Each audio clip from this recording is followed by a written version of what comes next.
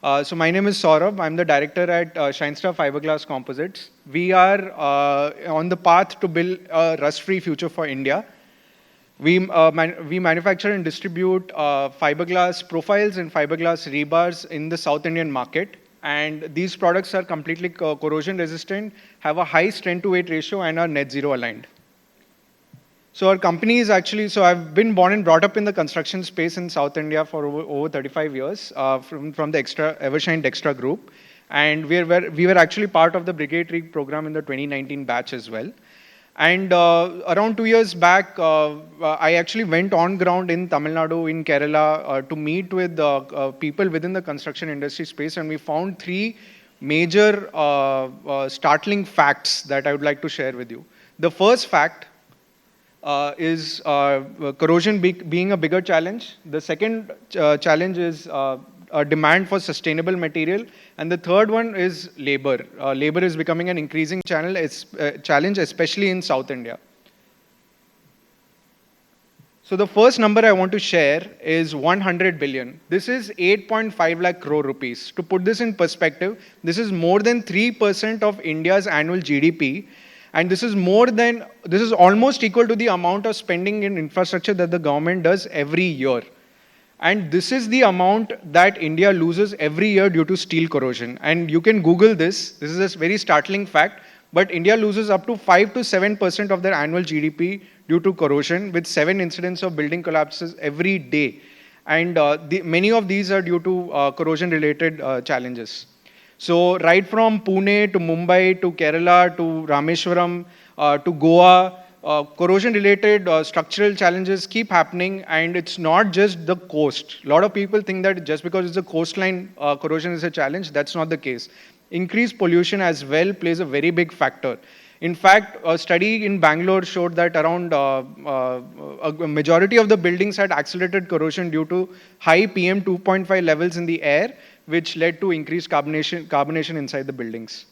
And global warming is only going to make this worse, because after relative humidity touches more than 70% in any environment, your rate of corrosion becomes double. So it's a very big problem that we are not aware of, but it's actually something that we really need to address.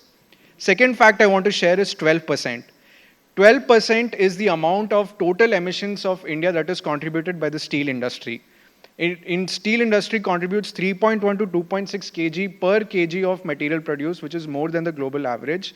And to offset the annual emissions from the steel industry, you would have to take every single car, taxi, and three-wheeler off India's roads. So you can imagine the huge impact on the environment that steel production has. I'm not saying it's not important. It's a very important industry and a national strategic priority for us. But we do have to look for alternatives where you can at least reduce the amount of emissions that come from steel. And this is important internationally as well. India emits more CO2 per ton of steel than the global average, and our contribution to the global stage is about to increase from 5% to 20%.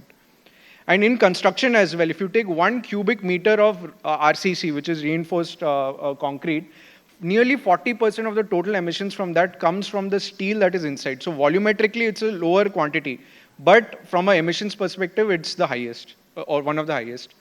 And finally, the third factor is 150%. 150% is the growth in labor cost that has happened over the past 5 years in India. And now labor cost is the number one factor when it comes to construction costs in the entire country. So and especially in South, so where we operate in, the labor wages are reaching 1,000 rupees per day. So labor is becoming more and more of a challenge, and any material that is labor friendly and easy to use is always appreciated. So it's not just about labor cost, but managing labor. Recently, I read a report that L&T has to hire 1.6 million people just to have 400 people working on their sites on the same time. So hiring 4 times the number of people to have 1/4 of the workforce. So you can imagine the amount of efforts. So the reason why we chose this material, it's completely corrosion and rust free. It is 4 times lightweight and has lesser carbon emissions as well. So here's a quick video about the product. So this is a grade A warehouse, a 1 lakh square feet warehouse, which opted for our product instead of TMT rebars. Yeah, so they opted for a 6 mm bar instead of an 8 mm TMT bar, allowing them to cut nearly 35% on their cost, and at the same time reduce their carbon emissions. And because it was packed in 100-meter rolls, it allowed them to reduce their overlap and wastage costs as well. So this is the product, our fiberglass rebar. I have some samples if you'd like to have it as well. It's made from glass fibers and resin. And it's a super material. It has been there for a long time in the 1950s.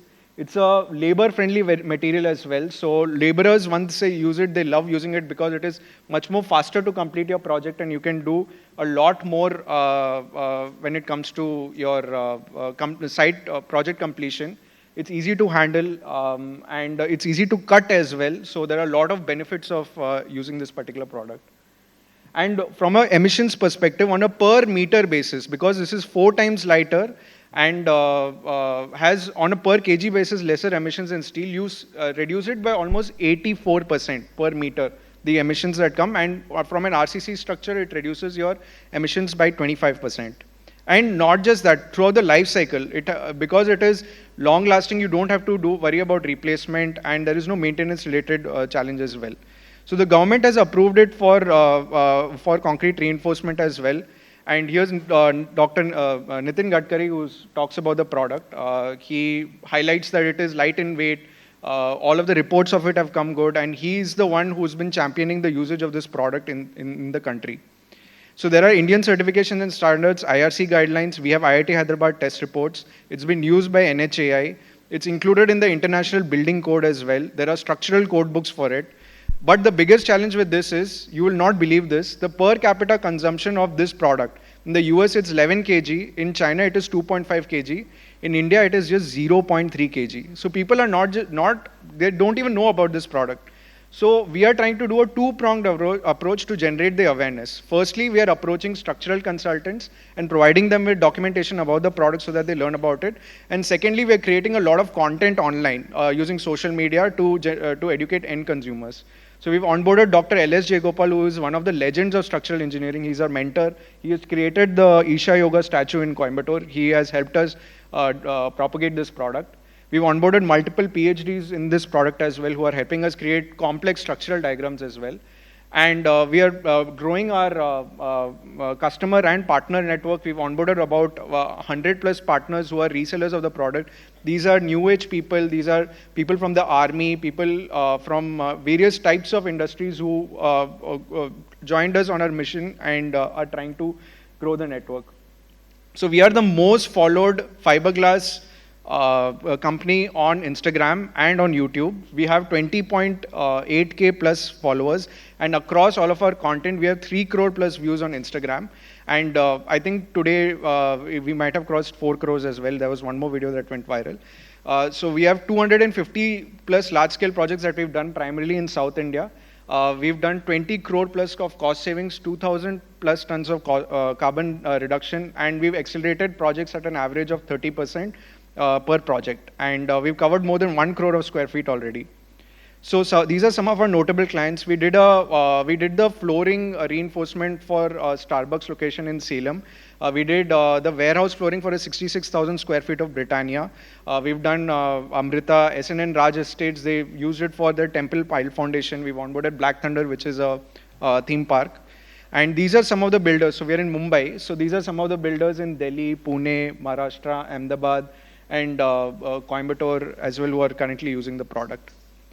So we also have angles, channels, and pipes in the same material. So we have more than 300 plus SKUs which we are providing. It's a completely rust-free alternative to for outdoor installations like shed works. How you can help us? Please do a POC projects with us. You can choose a low-risk application, be it an outdoor pavement or some area where like a road or a basement parking, to at least try using the product and seeing its benefits firsthand. Please do give us our feedback, and if there are any green building, lead, Griha focused developers, please do connect us with them. We would love the support, and any warehouse developers or steel building developers as well.